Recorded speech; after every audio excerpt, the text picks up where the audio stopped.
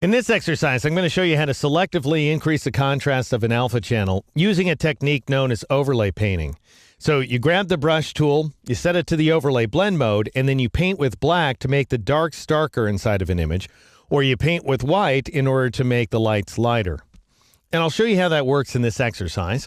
I've saved my progress as betterchannel.pst, found inside the 26 masking folder. And one of the things I recommend you do as you develop your mask is save multiple iterations of your alpha channel. Because after all, you don't have any layers inside of an alpha channel. You're working flat.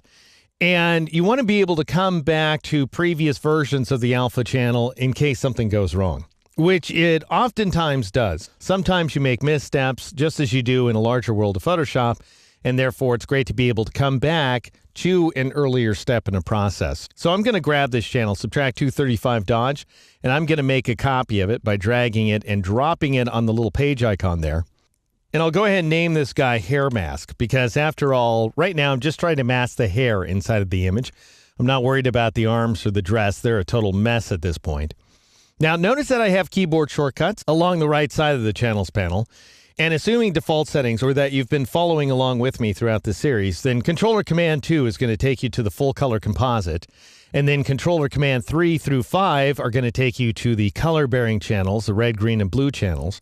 Assuming we're working in an RGB image, then Controller Command 6 is going to take you to the first alpha channel. Well, notice by now I've completely run out of keyboard shortcuts. If I want to take advantage of a keyboard shortcut so that I can bounce back and forth between an alpha channel and the full color image, for example, then just go ahead and drag your channel up the list. And I'm going to drag hair mask to this position, to the first alpha channel position, so that it gets a keyboard shortcut of Controller Command 6. All right, now it's time to begin painting, and we want to really take it easy inside this image. Actually, there's not too much painting that we want to do, because we've got some fragile details that we could wipe out pretty easily. But I do want to show you how it works. So I'm going to select the brush tool, which I can get by pressing the B key.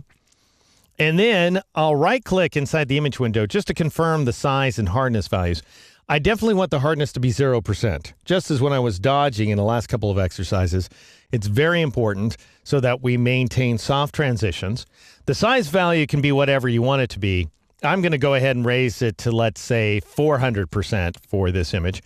And then I'll press the Enter key a couple of times in order to hide that panel. That'd be the Return key on the Mac. Now then, I could just start painting inside the image. That would be a mistake, quite obviously, because in my case, the foreground color is black, and I'm just painting a big black blob in the center of the image. That's no good. So I'll press Control-Z, Command-Z on the Mac, and I'm going to switch the blend mode from normal to overlay.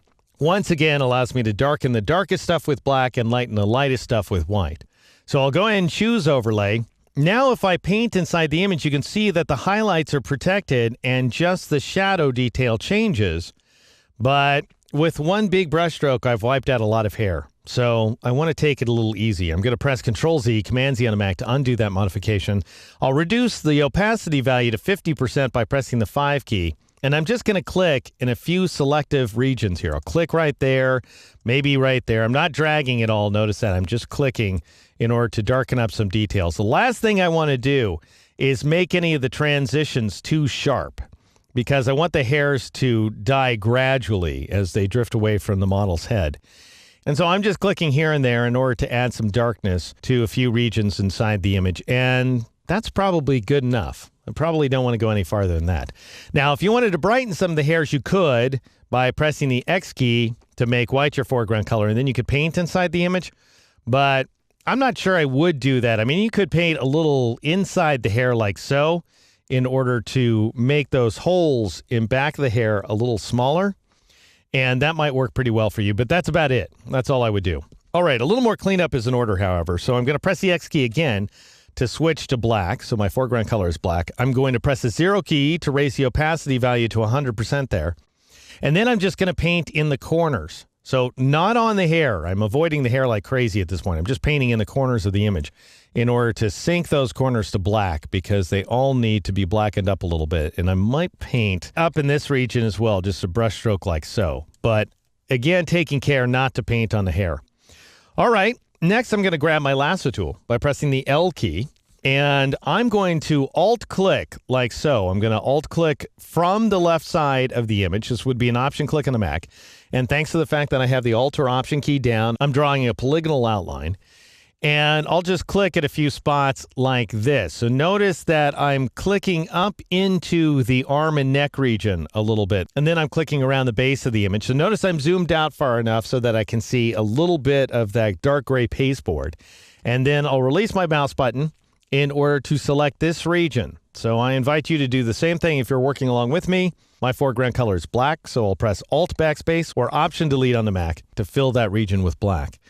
And that's good enough for now. We could try to select into the face region to distinguish it from those holes in the hair that are right next door, but we're better off doing that by masking the flesh regions. And in fact, in the very next exercise, we're going to exaggerate the contrast between the flesh tones and the background colors to make the flesh easier to select.